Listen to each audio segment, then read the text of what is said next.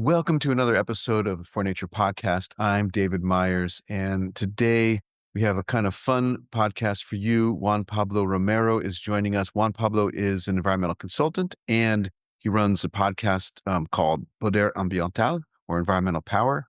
And his goal is to help build clear communications around environment and how we talk about environment and increase the amount of ways and we talk effectively about environment. And so Juan Pablo and I had a conversation, and I hope you enjoy it. It's quite wide ranging, and it's kind of a podcast where we interviewed each other. Hello, everybody.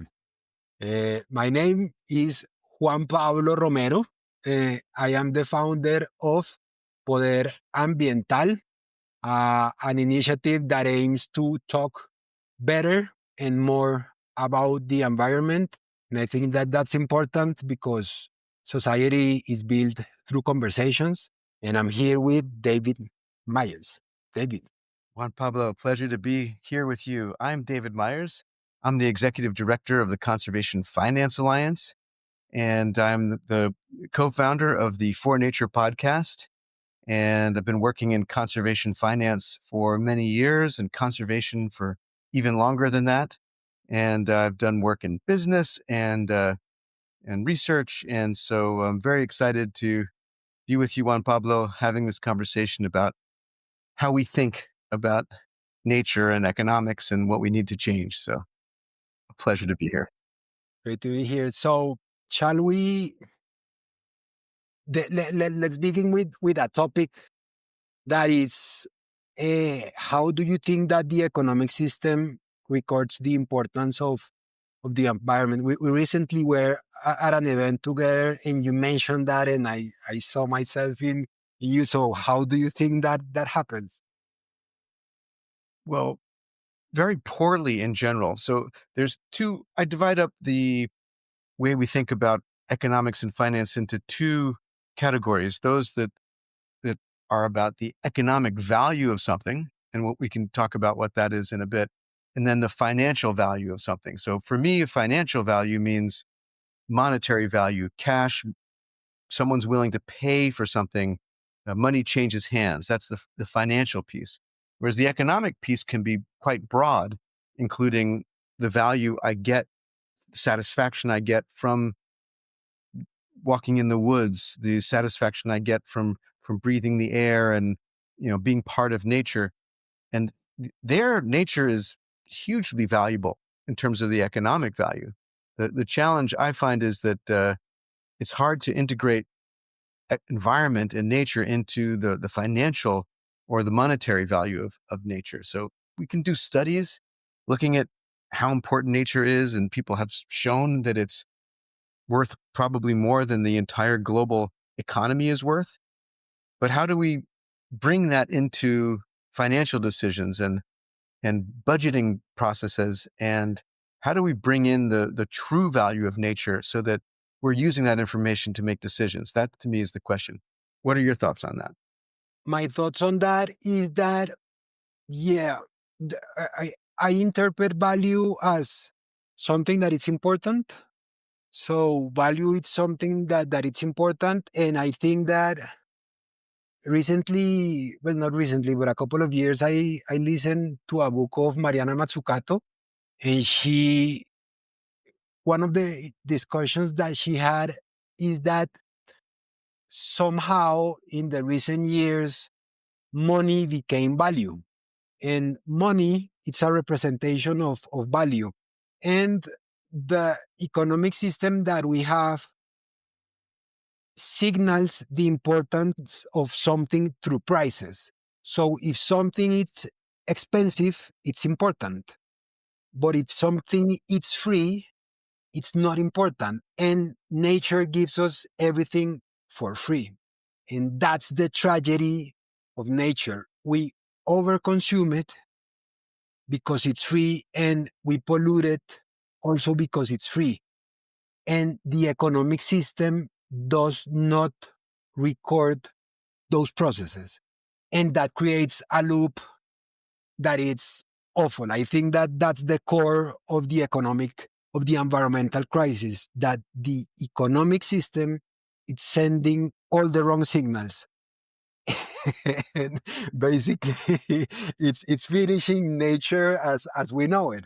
Well, let's pull this apart into different pieces because I think that that in a way, economics, the study of economics, has identified these problems, and there's names for it, and there's some tools that are in place to address it. For example, green taxes or other kinds of incentives. But overall, it's absolutely true that nature seems to be outside of the economic system, and you know our work, what my work, a lot of that is to try to bring it in to the system. And people are doing that through various ways, not many of which have been effective. So it's interesting to explore. But natural capital accounting is a big initiative where we try to quantify the value of nature and create natural capital accounts along with other kinds of capital accounts to integrate those into national planning, for example. And a lot of great work's been done on that, but it hasn't really necessarily changed the way we're accounting for nature in the monetary system, right? Or the value that you're describing as it is defined by money and monetary value, right? So just knowing the value of nature does not seem to be enough to change people's attitudes, right? For example, with natural capital accounting, also coming back to Mariana Mazzucato, she said in one of her books that mm, national accounts are political decisions. I think that the countries measure what they think it's important. And to leave outside the measurement of natural capital at the level at it should be reflects a societal decision.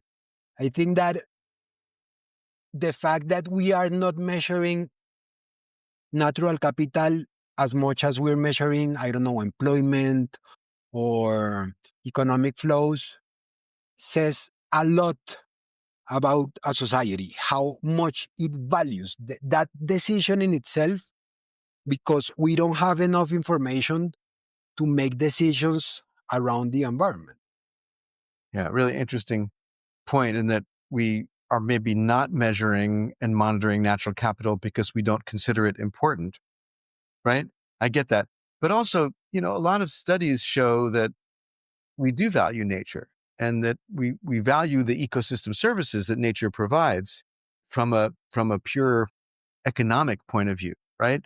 But we just, as you say, we're not willing to pay for it because historically it's been free or it's been low cost. So we're in this situation where in the past, nature provided us all these free services, water regulation, coastal protection, soil production, pollination, recreation. All these services were provided effectively for free by nature. We've reached a point now where nature can no longer provide those services without major changes in how we manage our relationship with nature.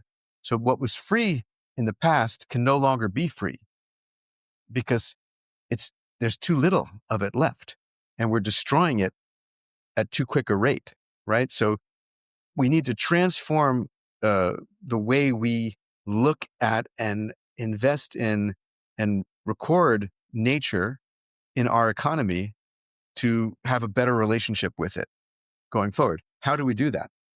Well, I had this conversation with Pavan Suktet. Yeah, brilliant. And I was talking with him, and he says that we need to incentivize the good and disincentivize the bad. So basically, we need to develop economic incentives, and we need to tax more. But that in practice, it's increasing the cost of products, and it's that has an incredible political complexity in itself, because people are poor nowadays, and to basically to modify the economic system demands a lot of nuts and bolts. So essentially, for example, if you need to disincentivize something, you need to tax, and tax make things more expensive. And for example, I don't know, this year, I think that it was this year or later last year, there was a major strike in Germany because of the environmental things that were putting in place. And some of the things that were the farmers were protesting was the increase of diesel fuel prices. And that has to happen. I mean, the cost of fuels needs to increase in order to decrease the demand. That's economic theory. However, that it's incredibly popular everywhere in the world. So that politically wise, it's a decision that demands political will, but also it's like it's like shooting yourself in the foot, and it demands because people want to do those transformations, but on the other half, they have the budget constraints. So that transformation, I think that demands public policy and also a ton of communication. And it's a painful process. It demands conversations like this. Yeah. Well, I agree. And I think that there's mostly what we do is to try to look at the current economic systems of corporations, system of reporting, system of government, and say, it's not working for nature. How can we make little improvements to change it? As Pavan was saying, you know, incentivize positive actions, disincentivize harmful actions. To me, this is really important, and that's what economic theory provides and tells us to do. Taxes, subsidies, different ways of doing that. But as you're saying, where we show what we value is in some of these financial decisions. And we apparently value fossil fuels much more than we value a stable climate because we are globally are providing over $1 trillion a year in subsidies for fossil fuels. These are the governments that come together every year and say, we're going to address climate change. The money that the developing world is asking for them for adaptation and mitigation was about that same order of magnitude, $1 trillion. They've agreed to, I think, 300 billion a year, but apparently have, not been providing the 100 billion a year that was previously agreed. But they are providing $1 trillion. These are the world's governments to fossil fuel industry. At the same time saying we need to transform out of fossil fuels into renewable energy. So here we are saying the right things, doing the wrong things, and continuing on with business as usual. So my question is to you is, how can we step out of this entire system that is unable to make these transformative changes that we need? Because, if we can decrease those subsidies from 1 trillion down to 800 billion a year, we will consider that a huge success. But we're still financing fossil fuels at $800 billion a year. And renewable energy gets subsidies of, I don't know, 100 billion, 200 billion if we're lucky. So how do we step out of this entire system and find ways to communicate and convince people to elect the right government people, to allow the government to put in place taxes and other incentives, without protesting? How can we convince people that we need to transform how we relate to nature in a positive way? I think that the transformation comes from power. So I'm going to elaborate on this. I think that the insurance sector is going to play a major role in this. For example, in Florida, in the US, I understand that like a year or 2 years ago, Farmers Market, I think that is the name of the insurance company, withdrew from Florida. They say we cannot be in here anymore because we're paying too much premiums on this. So basically, what is going to happen in there is that the insurance companies are going to be, I think, that very important allies in this because they can signal those price signals in the economy. So people feel that in the US. I understand that insuring a property in Florida it's more expensive than in the rest of the US because of the calamities that happen in there because of the hurricanes related to climate change. So as climate change and the global crisis hit harder, the occurrence of those type of things that are very bad is going to happen more often. So the insurance companies, they're going to say, okay, this is something that needs to stop. And that it's a power structure that can fight somehow big oil because insurance companies have money, so they can become a very important part of that. So that's a price signal. I think that another component has to do with people and governments having longer decision making periods because people make decisions, especially oil. For example, here in Colombia, most of the economy of the country, the state is financed by a company that is called Ecopetrol, which is an oil company that is partially owned by the state. So if Colombia does not, for example, extract oil, cannot sustain itself. So it's a transition of the economy and also think in a longer term. I think that those would be the two things I can think of initially, and a lot of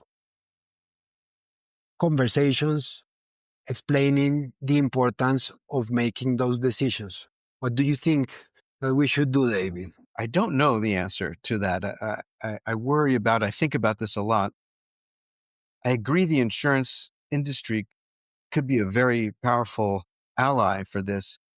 They see the risks of environmental change, of biodiversity loss, and of climate change better than almost any other industry out there because they're specialists at understanding systems and they track data, and their business is based on understanding how that data might influence their profits. So as a business, they're really focused on some core issues, and were some of the earliest companies to be aware of climate change when it first became an issue.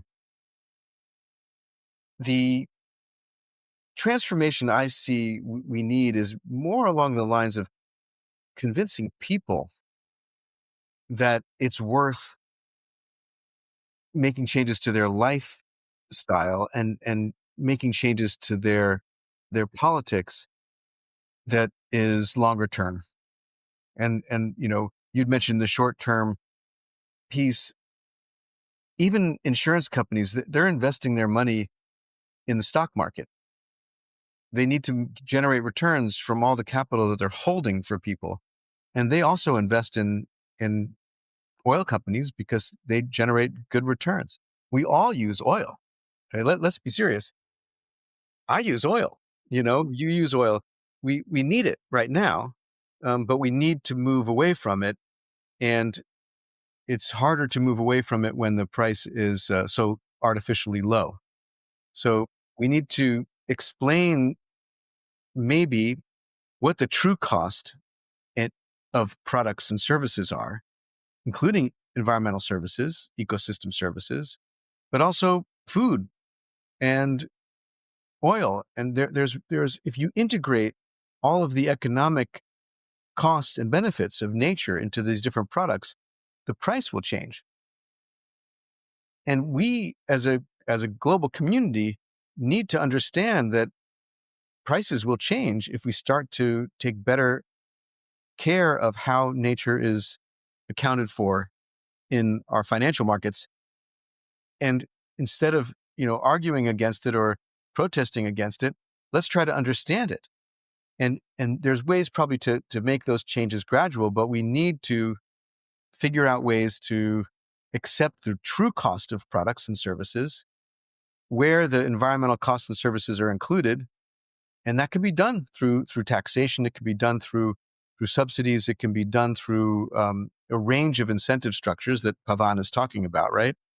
Um, but the consumer and the civil actor, people that vote, need to be aware of these things. So that's why I'm excited by what you're trying to do, which is communicate these issues in a way that un- helps people understand how nature can be better accounted for in our economy and society.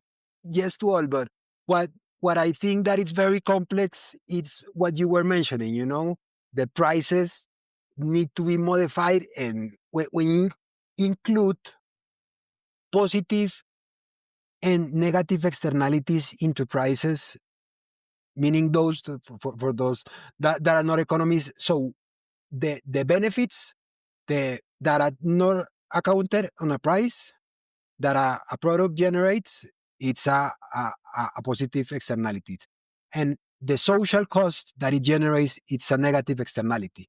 So if we include those in the prices, it becomes more expensive Some things more expensive, some things cheaper. Yeah, if you have a product that is benefiting nature, it will be cheaper.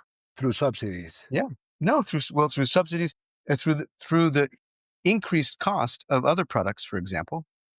So even prices is a pricing's a system. What we don't pay a certain price for something only because that was what it cost to produce it.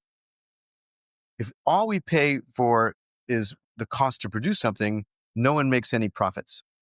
If it costs, $3 to produce a cup of coffee, and I pay $3 for it, nobody makes a profit. If it costs $3 to make and I pay $5, somebody's going to make $2 of profit on that, right? So we want people to make profit. Now, if it's one coffee company competing with another one, and that coffee company is making sustainable, bird-friendly coffee, but it costs a bit more, right? But no matter what, everyone's only willing to pay $5 for a cup of coffee, then they'll make less profit. So here's a company doing the right thing, trying to be sustainable, helping birds, managing forests. It increases their cost. We all benefit from it, but they lose. So how can we create a financial incentive so a company that improves how coffee is made, supports bird life, and this has been, going on for years, can they get a premium for the coffee? And the answer is yes. There's systems in place where you get sustainable coffee, organic coffee. People pay a premium for that, right? So you're integrating some of the economic benefit that nature provides into the price of that coffee. So um, now imagine that there were systems that government put in place to incentivize the production of sustainable coffee and maybe penalize the production of harmful coffee with a lot of chemicals and too much irrigation. You would have a competition between the different producers of coffee. And so, although in theory you may be raising the price of the sustainable coffee because it costs more to produce, in the end they'll be more profitable because they'll be able to sell more, and they could ultimately lower their price. And they don't use as much water, so they don't have to pay for the water, or there's less chemical entrance because it's regenerative agriculture, and so they're more profitable in the long term. But the system currently is basically against any company that tries to do better with regard to nature. All it is a cost, and it's hard to capture a benefit.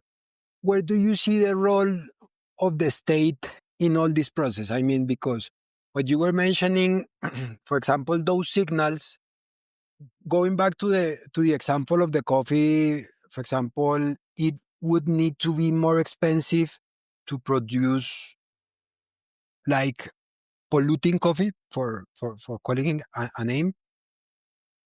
Uh, there should be like the carrot and the stick, you know. So the stick should be fines or taxes or all of that. But that entails a lot of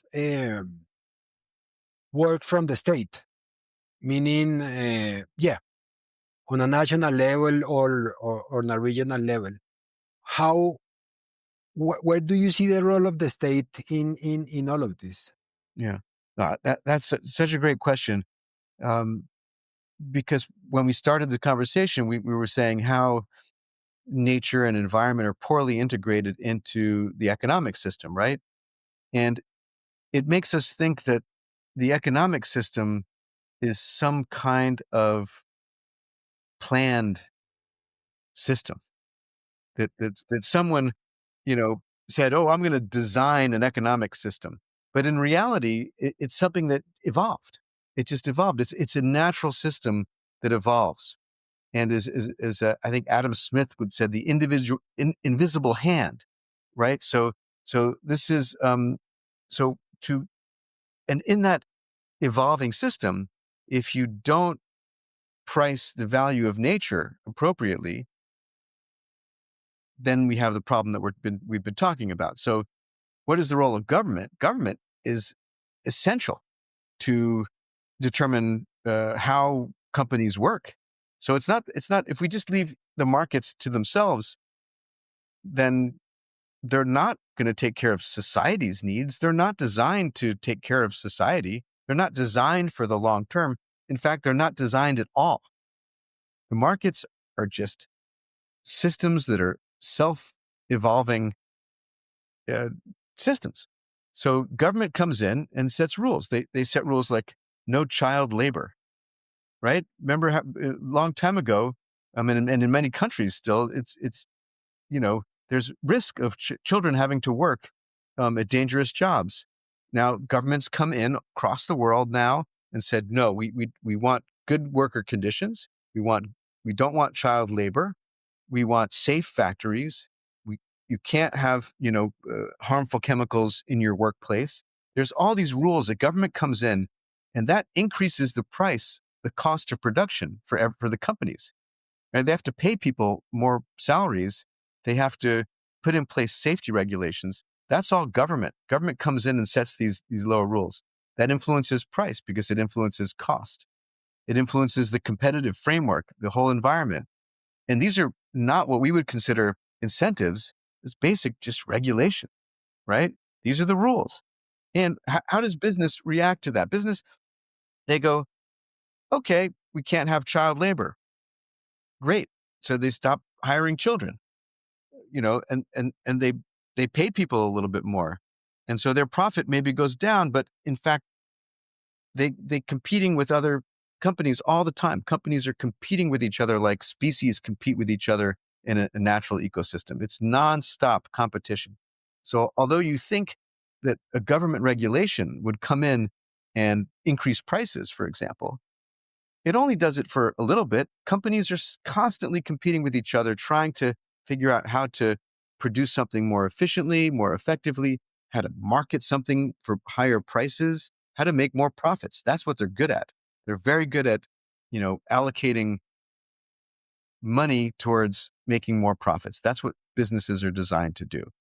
So government comes in and they set the rules for business.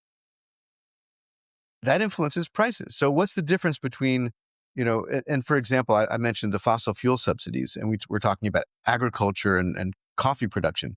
Well, petrochemical based fertilizers are cheap because of the subsidies for fossil fuels. If there were less subsidies for fossil fuels, then organic fertilizers would be more competitive. and you'd see more organic fertilizer being used. You would see more regenerative agriculture. So, in a completely separate uh, situation, the choices that governments make about how much they're going to charge for extraction of oil on public lands, how much they're going to subsidize certain activities that could reduce the cost of fossil fuel, have influence on the entire system of the economy. So whether a government wants to support free markets or not, they're influencing prices all the time. They're making these value choices that you talked about all the time. Every government regulation, every rule, whether they enforce something or not, that's a choice that's made. If they don't put enough money into enforcement, then more people are going to break the law, like what we saw in Brazil during the last administration. They reduced the amount of money going to environmental enforcement, and more people uh, cut the forest illegally. I agree. And I think that the role of the government, because of the nature, when you see microeconomics, there's the market failure component. So you say, okay, the market does everything well, unless, and there's a set of rules, but there's one that it's resonates a lot with me. It has to do with public goods, and I think that the environment it's essentially a public good, because in many cases you cannot restrain the access of somebody to that. And it's and also I don't remember the other feature, but yeah, they're public goods, and public goods must be managed by the state. I think that that's the role of the state. There's something that I am very afraid of recently, and it has to do with the political complexity of the process. Meaning that the problem that we have right now it's with the system in itself, and the transformation needs to happen regardless of who is in office. So that is something that I have been thinking a lot recently because of the political landscape that is taking place. And I think that there's a in there's a danger of putting the environment into a single political ideology, because the economic system needs to transform for a society to exist, period. And I think that the political process needs to happen in a way that all sectors agree on that has to happen. And that's very complex because, for example, you see in Argentina, with the arrival of Milei, basically they were saying, I heard a politician in Argentina that was saying that the problem with, for example, with conservation is that, for example, a well doesn't have an owner. If somebody owns a well, then it wouldn't be hunt and it would be valuable. And I think that explaining the existence of the world through the economy, it's a mistake, because the economy is a social construction, and the social construction lives on the environment. So try to adjust the world to nature. It's something, I mean, to adopt nature to the economy, it's nonsense. But the political conversation around that needs to happen on both sides of the aisle. Meaning, for example, in the case of the US, the debate cannot be, I mean, for example, if the environment is, I mean, because I'm going in circles in here, but I'm heading somewhere. For example, we have elections next year here in Colombia, and there's a lot of environmental work that has been done by this president. who is the first left side president in the history of Colombia. I'm extremely afraid that the right wing candidates may reject the environmental topic just because the left side um government did, you know? So I think that going back to the role of the public sector, I think that is very important that we ingrain these debates in the political arena. And I think that the discussion could be who does it more efficiently, where are the opportunities, and that should be the discussion, because the role of the government is so important that politics should go to efficiency more than if it happens or not. How do you see that political complexity of that process because of the importance of the government in the management of the environment? That's a good question. I know in the U.S. in the past, the environment was not politicized. We had conservative governments putting in place new legislation for water and air. So Richard Nixon famously put in place key environmental legislation. And so, although recently it seems that there's a bit more uh, disagreement, um, I don't think that anyone would disagree on the importance of clean air or clean water and the services that nature provides to us in terms of recreation and protection of coastlines and things like that are services that we all need, and we need them now and for the future generations. So I think reinforcing the message about how important nature is and how important the environment is for us all is essential, and will move society gradually towards more responsibility. I'm you know I sometimes feel like we're always working on the margins of the big picture. Like we're trying to make small changes here and there and missing the larger picture. And I'm trying to come back to that larger picture sometimes. But I remember 25 years ago when I was doing a master's in business.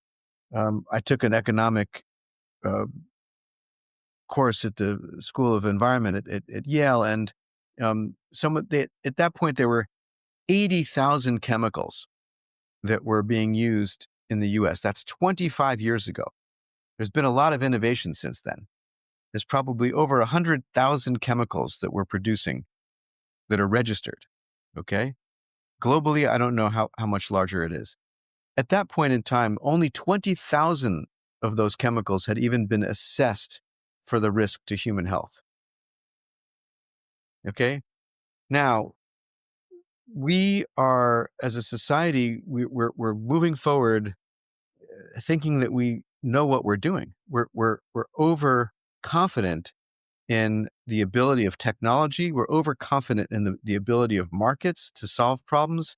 We're overconfident in the ability of science to even track impacts. And I think that we really need to take a step back, and maybe this is a more of a spiritual thing to think about, in that we need to reassess our relationship with nature in a big way, and as individuals, as a species on the planet with regard to other species. And I think there's some great innovations and thought that some of it's coming from indigenous groups and traditional societies, others from the legal sector, looking at the legal rights of nature, including the legal rights of whales, the legal rights of mountains and rivers. um, Recently I heard about putting nature on the board of companies. You have someone who's sitting on the board who represents nature on that board, to try to give a voice to nature in a way that we really haven't done effectively in the past. And to me, that kind of consciousness, the transformation of, how we think about nature, that's the kind of big consciousness change we need, because otherwise we're just trying to fix things on the margins. There's small changes, little wins when we win, but mostly just continuous confusion, continuous frustration, and somehow we need to really change how people think about our relationship with nature, and the relationship between nature and money, and the relationship between government and nature, and the relationship between business and nature. And this is happening in many ways, but we need to make leaps and jumps in our understanding. Where do you think that that's happening? Because I think that we're being too. I was talking to a journalist that interviewed the other day, and she said that there's a problem with environmental communication. Is very depressing. People get very because it's very sad. So let's bring some hope into the conversation. You just mentioned that there are things happening. What gives you hope of things that you're seeing that are transformative and you think that can have an impact? Hmm. That's a great idea. I'd mentioned, looking at the rights of nature, because that's a huge area of opportunity. Giving nature some legal standing in courts, I think, is huge. Putting nature on the board. I think the disclosure rules that the European Union are putting in place, the task force on nature-related disclosures, the work that's being done there for companies to disclose their impacts and dependencies on nature. I see a lot of positive movement there. There's a lot of interest in investing in nature. This is the benefit of the positive side. People want the positive stories. They want to be, I want to invest in nature. I can get a return by investing in climate change. And uh, very few people want to spend time fixing the dirty problems. People are really excited about positive investments. But I that's great. We need more positive stories. There's so much. Even the 30 by 30, the expansion of protected areas is an incredible vision. 30% of our oceans, forests, lands, and fresh water could be under some kind of conservation and protection by 2030, if the world can achieve this goal. That's 30% of the planet. That's huge. We need to manage the 70% as well, but just getting that 30% conserved is great. So there's vision. There's also an increase in awareness and empowerment of indigenous people and local communities in ways that we haven't seen in the past. And these are, you know, groups who have had great relationships with nature over thousands and thousands of years. And we're starting to listen to them more. We're starting to empower them more and provide them with the support that they need to continue to maintain the areas under their right and responsibility. And that to me is exciting. And yeah, I just, it's just, there's all these great initiatives happening, and nature. The one thing that, if I can say one thing to kind of conclude this question that you're asking, is how do we reframe the way we look at nature? Not as it's a crisis, we're losing it, we're all going to die. That doesn't help. That doesn't help, no. No, we need to look at nature as, oh my goodness, this is an amazing planet, which is providing us with incredible resources: air we can breathe, water we can drink, rainfall for agriculture, bees that pollinate our crops, coastal protection, things that we, that make this planet amazing, climate regulation, wood products. I love wood products. There's so much that nature provides to us. So we need to think of, how can we live with abundant nature? We want these services, ecosystem services, to be abundant. I want to continue to get free services from nature, lots of them. Every breath I take comes from nature. I want that. I want that for my kids, for future generations, for future whales and trees, and that's the vision we want. We want a rich, abundant world locally in our backyards and in places like remote that we don't even visit, maybe Antarctica. I want it to be healthy, abundant, productive. If you when you look at the world, it's it's incredible. The diversity of life on the planet is mind blowing. How amazing it is, how it all evolved. You go to Mars, there's nothing. I can't even breathe there. Why would I want to go to Mars? The Earth is unbelievable. It's unbelievable. Yeah. On that regard, I think that there's a couple of things that the first one has to do with biodiversity credits. I think that there's an opportunity. Hopefully, those markets will learn something from the experience of carbon markets.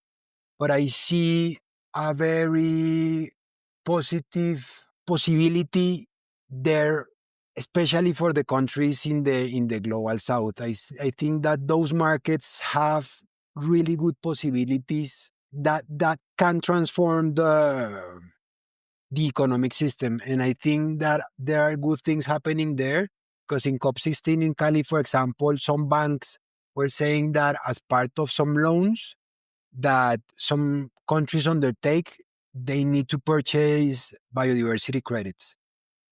So there's a market in there that hopefully, if it's well managed and we cut all the intermediaries and we can get that most of the money goes not to consulting companies but to the people on the ground. I think that that can be very transformative. On COP16 also, what happened with the creation of the Cali Fund, I think that it's very important because it allows companies to directly to put money on a fund, not a government. So I think that that's very important, because pharmaceutical companies that use, for example, uh, DNA from a product that was taken from the Amazon, they need to put a portion of the income or for the profits. And that, I think that it's a step in the right direction, because it's less political, because the road is paved for the private sector to directly put money into the funds. And finally, I think that it's very important. What it's more important right now, it's what is happening with the initiative regarding debt for nature swaps or debt for climate swaps. I think there's where the opportunity lies ahead, because I think that most of the conversation that we have been having shows that we're missing money, and the money that we're missing, it's in the costs and the benefits, and that is not included. So the discussions that are taking place in there have to do with how the debt of a country could be somehow repaid by the inclusion of, and this is where it gets technical, if the Monetary International Fund allows for the emission of withdrawal rights or something like that. So there's a possibility of, it's similar to what happened on the COVID pandemic, but it's put money into the economy, and that money could be invested into public goods, into nature. So in here in Colombia, the communication strategy of the president is to think about that as a worldwide Marshall Plan for nature. And I think that there's hope in there. And I think that youth, it's very interesting what is happening with young people. I think that they're they're pulling their weight with the environmental crisis because they don't see a future. So they're playing a major role into that. So that gives me hope, a lot of hope. those are really great points. I agree 100%. As I said, there are a lot of good initiatives going on, and there's incredible growth in awareness of the importance of finance for nature, and a lot of interesting, innovative instruments being developed, and a lot of interest in investing in nature. So we need to balance out those positive things with the systemic challenges against which we're working to align everyone's interests for a healthy, abundant future that's, you know, productive and gives an opportunity for all species to continue evolving on the planet, and for humanity to continue its beautiful journey. David, what do you think then? I suggest that we make this our last question. What do you think that is going to happen next year? I mean, for people to, in environmental terms, what are you looking for in 2025? Well, as you pointed out, the interest in biodiversity credits or certificates is really growing quickly, and so I'm seeing for 2025, I see there'll be some significant advances and growth in that area. Right now, it's very confusing, and we're hoping to bring a little bit of clarity to that and support that market. I'm seeing a lot more debt for nature conversions. I think that's going to help countries who are struggling to repay their debt. I think there's a big and new initiative by a range of partners, including TNC and WWF and Pew, to support that, and I think that's very positive. And I'm hoping that we just keep working, keep our heads down and work hard towards achieving some of these targets that the global community has agreed to with the global biodiversity framework. But what I would love to see is more conversations like this, and more transformational discussions where we can you know look at the problem and try to come up with some solutions. So there's opportunities, different conferences coming up, that will be interesting to have see where the discussions go. How about you? What do you think? Yeah, I agree on the conversations. I think that it's very important that we demystify the environment, because I think that most of us environmentalists are terrible communicators. We make things that are supposed to be simple very complex. So I think that that's something that I look for next year, and I think that next year on March we're going to have the results of the steering committee on debt, so that those results will be published in March. So it's going to be interesting to see what happens with that. And I am also curious on how the geopolitics and the environment are going to take shape next year, because when Trump assumes office, it is important to see what is going to happen and how the world is going to adapt to it. And I think that is going to be a very challenging year, but I think that communication is going to play a central role in this process, because it's going to be very political. And I think that we're going to need to have all these early discussions. So we need to gear up our, for example, our basics on climate change. Why does climate change exist? And not think of it as as something that is a set decision. No, we need to have those discussions with whomever wants to have it, and we need to have those conversations a lot. And we need to enjoy the process and have those conversations to get the momentum that we need to ensure that process. But it's going to be a marvelous year, I think, for the environment. And I think that is going to end up in COP30 in Belém de Pará.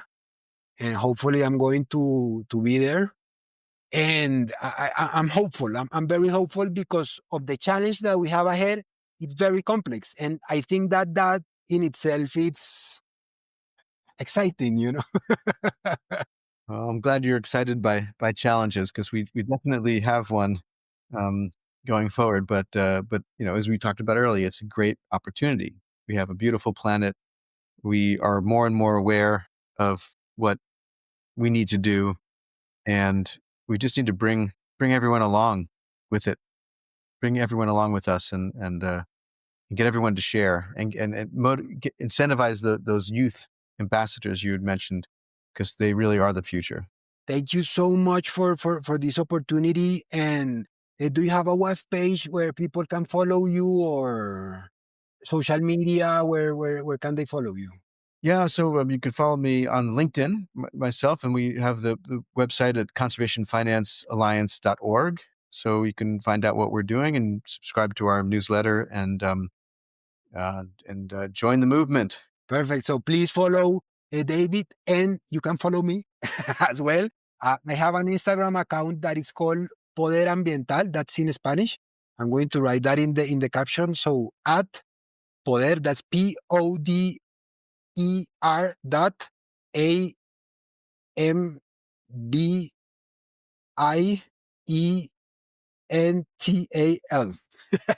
Exactly, Thank you exactly. so much, David. Thank you. Yes, thanks, Juan Pablo. Thank you. Bye.